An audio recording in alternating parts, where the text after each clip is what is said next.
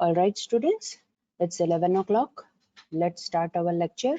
So, મેં બીજો એક example બનાવ્યો છે, that is data flow diagram for college payroll system, that is CPS. Right, એનો આપણે ડેટા ફ્લો ડાયાગ્રામ જોઈએ અને એના ઉપરથી પછી જો તમારે એને ડેટા ડિક્શનરી અને પ્રોસેસ સ્પેસિફિકેશન એ આપણે ડિસ્કસ કરી શકીએ. Right, now what is payroll system? Payroll system શેના માટે યુઝ થશે?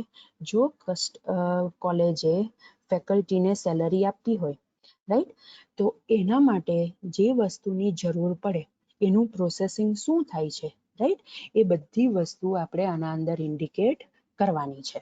Right, so one by one બધા લેવલ જોઈએ. So this is 0 level DFD for college payroll system. અને આપણને ખબર છે કે 0 લેવલ ડીએફડી ની અંદર આપણે શું ઇન્ડિકેટ કરીએ છીએ, રાઈટ, આપણી જે આખી સિસ્ટમ છે એને as a single bubble, single process આપણે ઇન્ડિકેટ કરીશું, એન્ટિટી ઇન્ડિકેટ કરીશું અને એન્ટિટીની સાથે જે ડેટા ફ્લો થાય છે એ આપણે 0 લેવલ પર ઇન્ડિકેટ કરીએ છીએ. રાઈટ, હવે આપણને ખબર છે કે જો કોલેજે ફેકલ્ટીને સેલરી પે કરવી હોય, મીન્સ એના એમ્પ્લોઈઝને સેલરી પે કરવી હોય, તો એના અંદર એમ્પ્લોઈઝે જે લીવ લીધી છે એ કન્સિડર કરવી પડશે.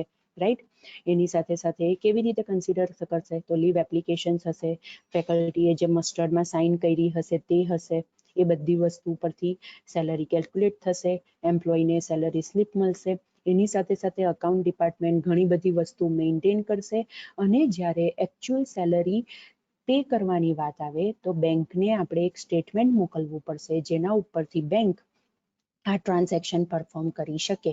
દેટ ઇઝ એ ફેકલ્ટીને એમ્પ્લોઈઝને સેલરી અકાઉન્ટની અંદર ટ્રાન્સફર આપી શકે.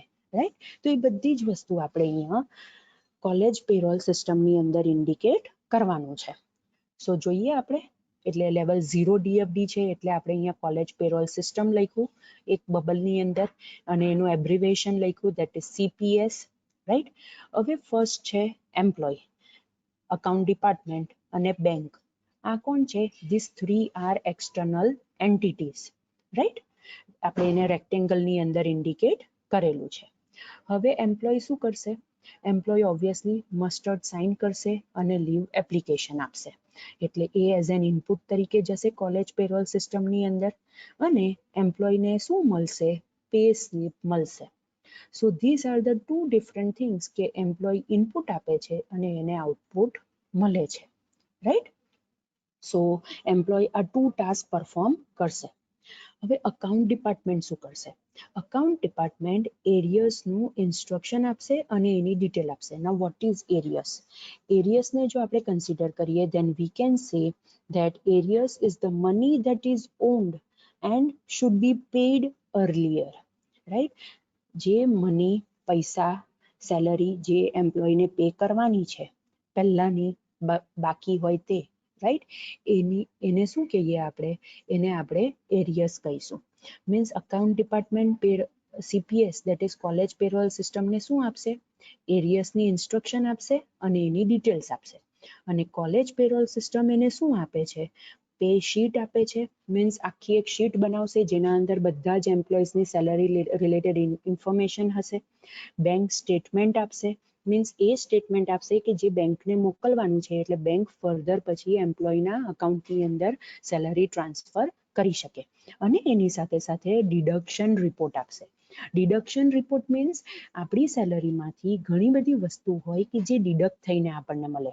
ફોર એક્ઝામ્પલ, આપણું provident fund, income tax, right, અને બીજા સ્ટાન્ડર્ડ ડિડક્શન્સ હોય છે, ફોર એક્ઝામ્પલ પ્રોફેશનલ ટેક્સ હોય છે, રાઈટ, એ બધી વસ્તુ ડિડક્શન્સમાં આવે, મીન્સ આપણી સેલરીમાંથી કટ થઈને પછી આપણને સેલરી મળે.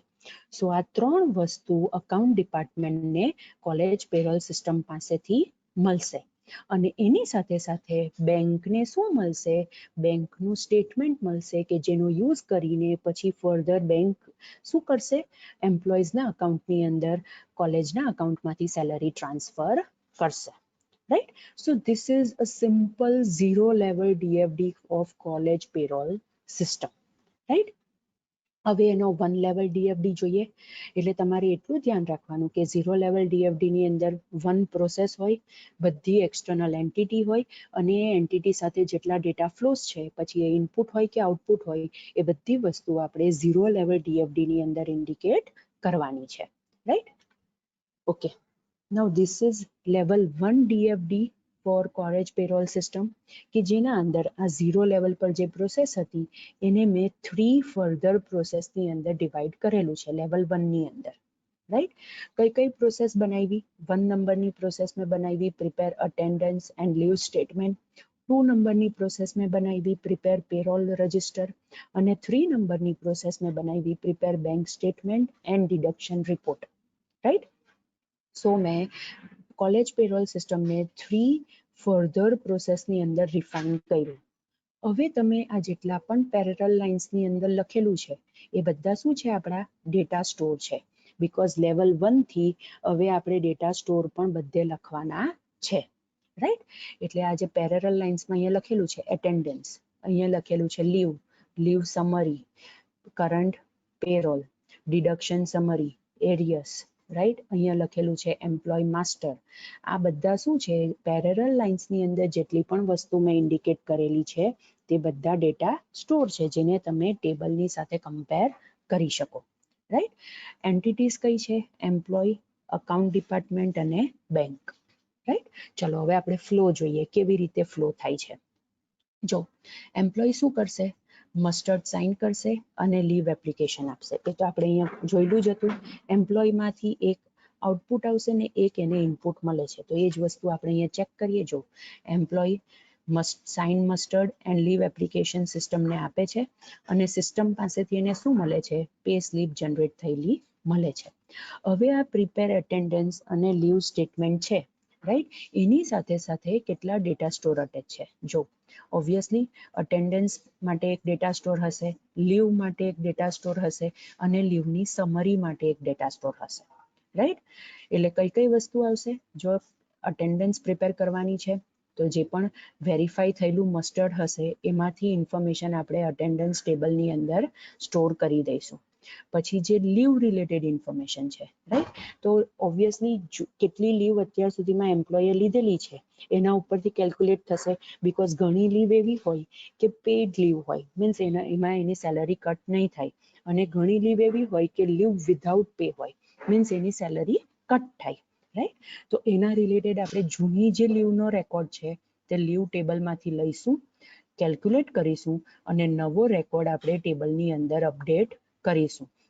એટલે લીવ ટેબલની સાથે ઓલ્ડ લીવ રેકોર્ડ આપણે લઈએ છીએ અને અપડેટેડ રેકોર્ડ આપણે લીવ ટેબલની અંદર સ્ટોર કરીએ છીએ.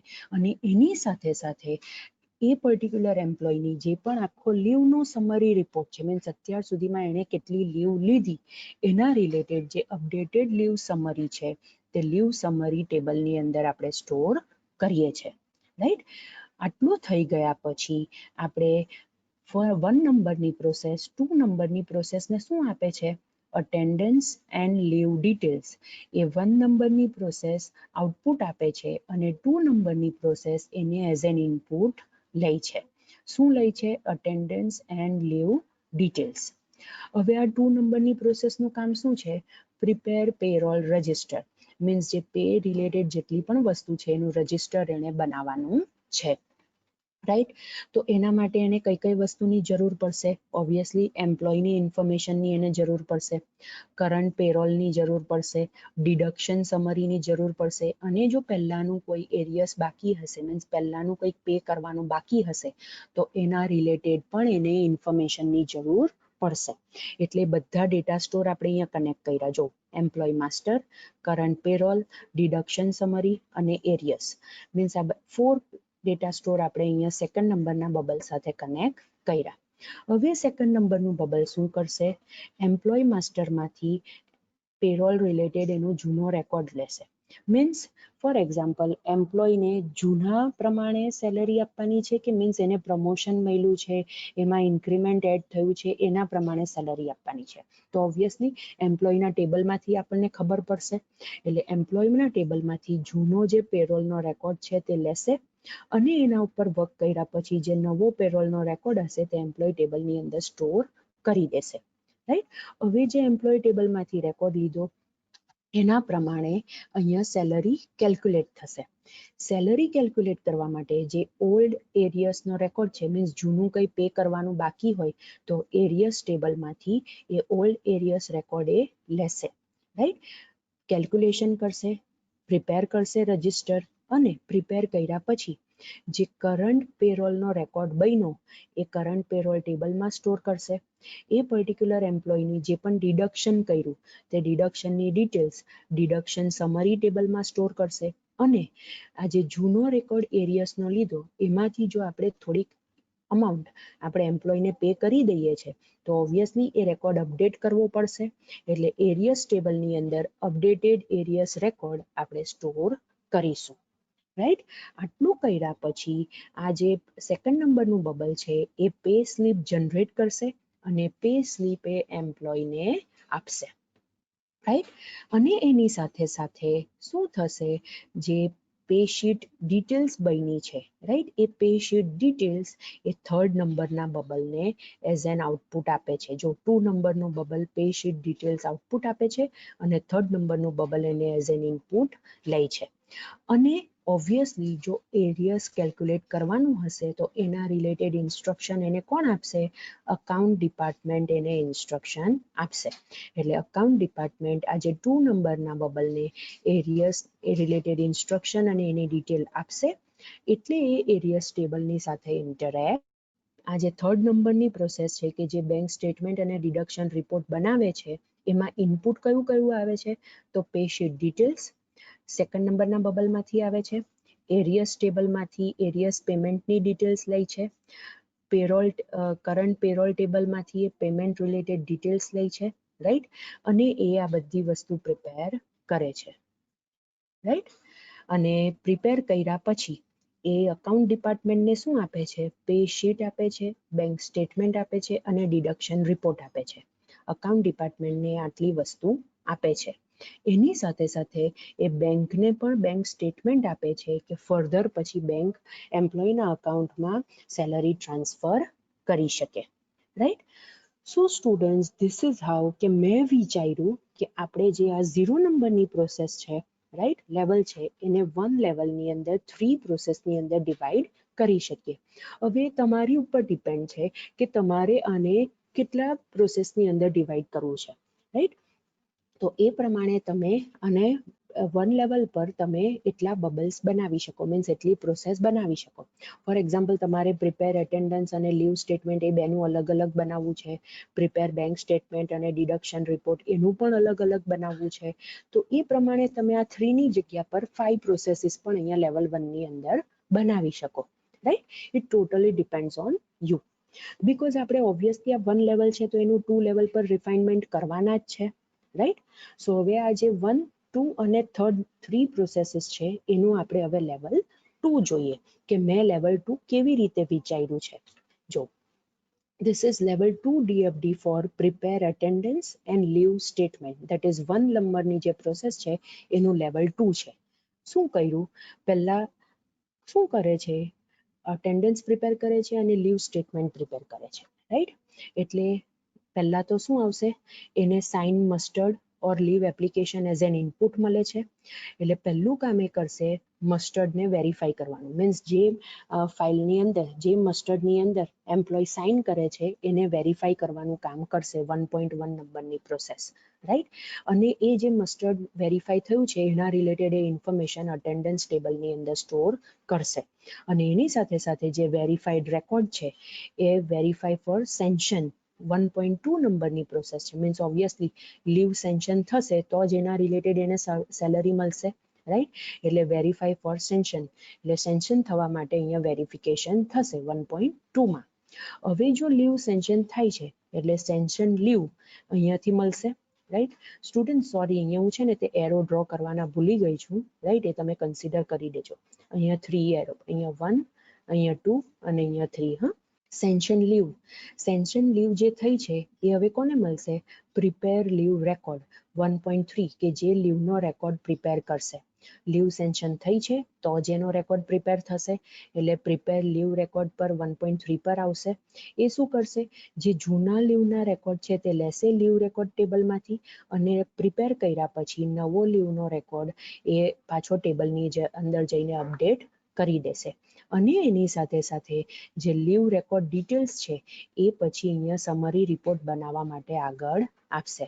એટલે પ્રિપેર લીવ સમરી રિપોર્ટ જે 1.4 નંબરનું બબલ છે, એટલે આ બબલ શું બનાવશે, લીવની સમરીનો રિપોર્ટ બનાવશે, રાઈટ.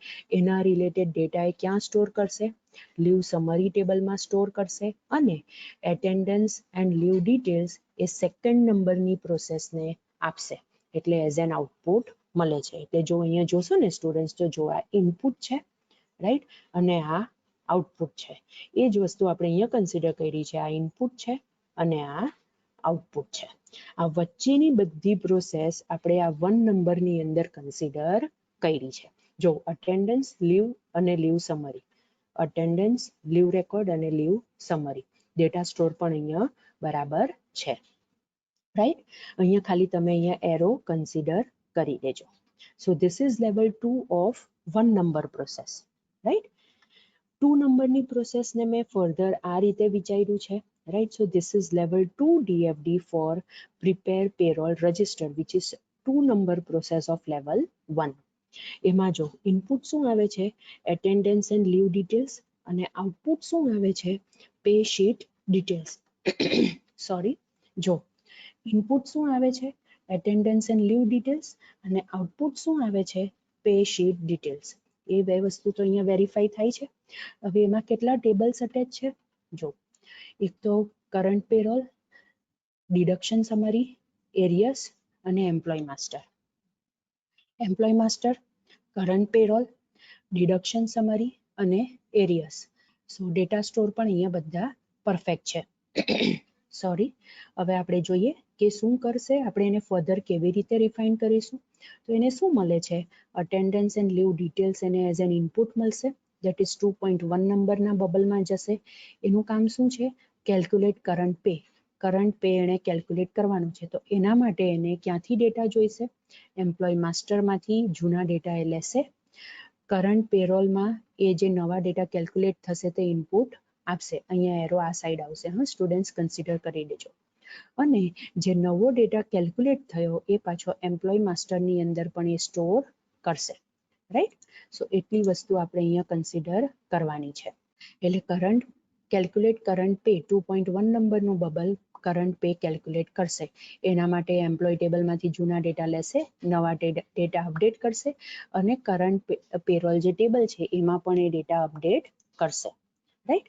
અને જે એણે કરંટ ડિટેલ પેમેન્ટની ડિટેલ્સ કેલ્ક્યુલેટ કરી એ ફર્ધર એ પ્રોસેસને આપશે, that is current payment details. 2.2 નંબરની પ્રોસેસ શું કરે છે, print pay register and pay slip. એણે બે વસ્તુ પ્રિન્ટ કરવાની છે, પે રજિસ્ટર પ્રિન્ટ કરવાનું છે અને પે સ્લિપ પ્રિન્ટ કરવાની છે. પે સ્લિપ પ્રિન્ટ કર્યા પછી એ પે સ્લિપ એમ્પ્લોયને આપી દેશે અને એની સાથે સાથે જે ડિડક્શન સમરી ટેબલ છે એમાં ડિડક્શનની ડિટેલ્સ એ ઇનપુટ કરી દેશે, દેટ ઇઝ સ્ટોર કરી દેશે, રાઈટ. મીન્સ બે વસ્તુ પ્રિન્ટ કર્યા પછી એ ફર્ધર પેમેન્ટ રિલેટેડ ઇન્ફોર્મેશન કોને આપશે, prepare salary summary book. Means મારે બધા એમ્પ્લોઈઝનું જેટલું પણ મેં સેલરી આપી છે એનું એક સમરી બનાવવાની છે, રાઈટ. 3 નંબરનું બબલ એ કામ કરે છે. એટલે prepare summary salary summary book એને પેમેન્ટની ઇન્ફોર્મેશન મળે છે. એ શું કરશે, ઓબ્વિયસલી સમરી બનાવે છે એટલે એને ખબર પડશે કે કેટલું ડ્યુ છે. ડ્યુ છે મીન્સ પહેલાનું કેટલું આપવાનું બાકી છે, જેને આપણે એરિયસ કહીએ છીએ, રાઈટ. એટલે જે ડ્યુઝ કેલ્ક્યુલેટ થાય છે એ ડ્યુઝની ડિટેલ્સ એ 2.4 નંબરના બબલ્સને આપે છે, that is calculate arrears. Calculate arrears બબલને મળશે. એ કેલ્ક્યુલેટ કરવા માટે એ એરિયસ ટેબલમાંથી જૂનો રેકોર્ડ લેશે, રાઈટ. પછી જે અકાઉન્ટ ડિપાર્ટમેન્ટ છે તે એરિયસની ઇન્સ્ટ્રક્શન્સ પણ આપશે, રાઈટ. અને કેલ્ક્યુલેટ કર્યા પછી જે નવો રેકોર્ડ જનરેટ થશે એ ટેબલમાં જઈને અપડેટ થશે અને પે શીટ ડિટેલ્સ 3rd નંબરના બબલને એ આપશે. આ જે એરિયસ ઇન્ફો છે તે અકાઉન્ટ ડિપાર્ટમેન્ટ આપે છે, right. So this is how કે મેં વિચાર્યું કે આ જે 2nd નંબરનું બબલ છે that is prepare payroll register, એને હું 4 further processes ની અંદર divide કરીશ, right? Likewise, આ જે થર્ડ નંબરની પ્રોસેસ છે that is this one, prepare bank statement and deduction report, એને મેં આ રીતે વિચાર્યું કે એને મેં 2 બબલ્સની અંદર ડિવાઈડ કર્યું, રાઈટ? હવે થર્ડ નંબરની પ્રોસેસમાં ઇનપુટ શું આવે છે? જો પે શીટ ડિટેલ્સ ઇનપુટ આવે છે, બેંક સ્ટેટમેન્ટ એ આઉટપુટ આપે છે બેંકને, અને અકાઉન્ટ ડિપાર્ટમેન્ટને એ પે શીટ, બેંક સ્ટેટમેન્ટ અને ડિડક્શન રિપોર્ટ, આટલી વસ્તુ એ આપે છે. અને આ બધી વસ્તુ પ્રિપેર કરવા માટે એ ઘણા ટેબલ્સ સાથે પણ ઇન્ટરેક્ટ કરે છે. So let's see. જો પે શીટ ડિટેલ્સ ઇનપુટ મળે છે, રાઈટ? બેંક સ્ટેટમેન્ટ આઉટપુટ આવે છે, રાઈટ? સો આટલી વસ્તુ થઈ. બીજું, પે શીટ, બેંક સ્ટેટમેન્ટ અને ડિડક્શન રિપોર્ટ, જો એ આઉટપુટ આવે છે, રાઈટ? સો હવે પે શીટ ડિટેલ્સ એને ઇનપુટ મળી એટલે 3.1 નંબરનું બબલ શું કરશે? Print payment sheet and deduction report, આ પ્રિન્ટ કરવાનું કામ કરશે 3.1 નંબરનું બબલ પ્રોસેસ, રાઈટ? અને એ પ્રિન્ટ કરવા માટે એ કરંટ પેરોલ જે ટેબલ છે એમાંથી પેમેન્ટ રિલેટેડ ડિટેલ્સ લેશે, બીકોઝ આપણે કરંટ પેરોલ ટેબલની અંદર એમ્પ્લોયને જે સેલરી આપવાની છે એના રિલેટેડ ઇન્સ્ટ્રક્શન સ્ટોર કરેલી હતી, રાઈટ? એટલે એમાંથી પેમેન્ટ રિલેટેડ ડિટેલ્સ એ લેશે, રાઈટ? હવે પછી શું કરશે? ઓબ્વિયસલી એણે જે payment related payment sheet print કરી, રાઈટ? એના અકોર્ડિંગ એ બેંક સ્ટેટમેન્ટ આપશે, રાઈટ? કોને મળશે બેંક સ્ટેટમેન્ટ? ઓબ્વિયસલી બેંકને મળશે, રાઈટ? અને એની સાથે સાથે પે શીટ પણ જનરેટ થશે, ડિડક્શન રિપોર્ટ પણ જનરેટ થશે, અને બેંક સ્ટેટમેન્ટ પણ આ બબલ જે જનરેટ કરશે તે અકાઉન્ટ ડિપાર્ટમેન્ટને મળશે. અને પછી આ જે પ્રિન્ટ એરિયસ પેમેન્ટ શીટ એ શું કરશે? એ ખાલી arrears related payment sheet print કરશે, because arrears is different thing અને current salary is different thing. મેં તમને કીધું એ પ્રમાણે કરંટ સેલરી મીન્સ અત્યારે જે કરન્ટલી એને કેટલી પે કરવાની છે તે, અને એરિયસ મીન્સ પહેલાનું કંઈક બાકી હોય તો. એટલે પહેલાનું જો કંઈ બાકી હશે તો એના રિલેટેડ એરિયસ પેમેન્ટ શીટ અહીંયા પ્રિન્ટ થશે, રાઈટ? અને એરિયસ પેમેન્ટ શીટ પ્રિન્ટ કરવા માટે એરિયસ ટેબલમાંથી પેમેન્ટની ડિટેલ એ લેશે, અને એના પરથી પણ એ પાછું બેંક સ્ટેટમેન્ટ જનરેટ કરશે અને બેંકને આપણે પ્રોવાઈડ કરવાનું છે. અને એની સાથે સાથે એની ઇન્ફોર્મેશન આપણે અકાઉન્ટ ડિપાર્ટમેન્ટને પણ પ્રોવાઈડ કરવાની છે. એટલે અહીંયાથી પણ આ એરો આમ જાય છે અને અહીંયાથી પણ આ એરો આમ જાય છે, રાઈટ? એટલે એરિયસ પે કરવાનું હોય તો એના રિલેટેડ પણ એક સમરી રિપોર્ટ બનીને બેંક સ્ટેટમેન્ટ બનીને પ્રોવાઈડ કરવાનું છે, અને જે કરંટ સેલરી છે, ડિડક્શન રિપોર્ટ છે, એના રિલેટેડ પણ આપણે બધી વસ્તુ પ્રિન્ટ કરીને આપણે આપવાની છે, રાઈટ? ઇટ મીન્સ કે જે થર્ડ નંબરની પ્રોસેસ હતી that is prepare bank statement and deduction report, જે લેવલ 1માં હતી, રાઈટ? એને મેં લેવલ 2ની અંદર 2 પ્રોસેસની અંદર મેં ડિવાઈડ કરી, right? So this is how કે તમે કોઈ પણ ડીએફડીને લેવલ 0, લેવલ 1 અને લેવલ 2 એમાં તમે બનાવી શકો. લેવલ 0ની અંદર આપણે શું કન્સિડર કરીશું? આપણી જે સિસ્ટમ છે એને જ as a one process consider કરીશું. પછી લેવલ 1ની અંદર એનું ફર્ધર રિફાઇનમેન્ટ કરીશું, અને લેવલ 2ની અંદર આ જે ઇન્ડિવિજ્યુઅલ પ્રોસેસીસ છે એનું રિફાઇનમેન્ટ આપણે કરીશું, right students? So this is how કે તમે કોઈ પણ ડીએફડી બનાવી શકો, રાઈટ? સો કોલેજ પેરોલ સિસ્ટમની પણ આપણે ડીએફડી અહીંયા કમ્પ્લીટ કર્યું. અને આ વસ્તુ તમારે બહુ ઇમ્પોર્ટન્ટ છે, ડેટા ફ્લો ડાયાગ્રામ, બીકોઝ અત્યારે આ સેમેસ્ટરમાં તો તમને કામ લાગશે જ, પણ 6 સેમેસ્ટરમાં પણ તમે જ્યારે પ્રોજેક્ટ બનાવશો ત્યારે પણ આ ડાયાગ્રામ તમારે બનાવવા પડશે, એટલે એ જગ્યા પર પણ તમને કામ લાગશે. એટલે આટલી વસ્તુ તમારે ધ્યાન રાખવાની છે, રાઈટ? હવે આના ઉપરથી તમે ડેટા ડિક્શનરી અને પ્રોસેસ સ્પેસિફિકેશન એ તમે વિચારી શકો. ફોર એક્ઝામ્પલ, મારે જો આ જે ફર્સ્ટ પ્રોસેસ છે 1.1 એનું પ્રોસેસ સ્પેસિફિકેશન બનાવવું છે, તો હું શું કરીશ? હું એમ લખીશ, પહેલા તો હેડિંગ આપીશ વેરીફાઈ માસ્ટર, પેરેન્થેસિસમાં લખીશ 1.1, અને પછી એનું પ્રોસેસ સ્પેસિફિકેશનમાં લખીશ it takes sign master or leave application as an input. It verifies the muster so that the leave and the attendance of the employee can be calculated. and after verification it will store the record of the mustard in attendance table, and further it gives verified record as an output to verify for sanction process, right? હું આવી રીતે process specification આ 1.1 નંબરની પ્રોસેસનું બનાવીશ. હવે 1.2 નંબરની પ્રોસેસનું મારે બનાવવું હોય તો હું શું લખીશ? અગેન પહેલા તો હેડિંગ આપીશ વેરીફાઈ ફોર સેન્શન, પેરેન્થેસિસમાં લખીશ 1.2 અને પછી એનું પ્રોસેસ સ્પેસિફિકેશન આ રીતે સ્ટાર્ટ કરીશ. It tax verify record from verify mustard process, right? It verifies the leave, right? It verifies the sanction, it verifies the leave, it sanctions the leave, and if the leave is sanctioned, then sanction leave is given as an output, right, to prepare leave record process, right? આ રીતે હું આ 1.2 નંબરની પ્રોસેસનું process specification બનાવીશ, right? Further જો મારે 1.3 નંબરની પ્રોસેસનું process specification બનાવવું હોય તો હું શું લખીશ? પહેલા તો હેડિંગ આપીશ પ્રિપેર લીવ રેકોર્ડ પેરેન્થેસિસમાં 1.3. It takes sanction leave as an input from verify for sanction process to prepare the leave record. It will also take old leave record from leave record data store.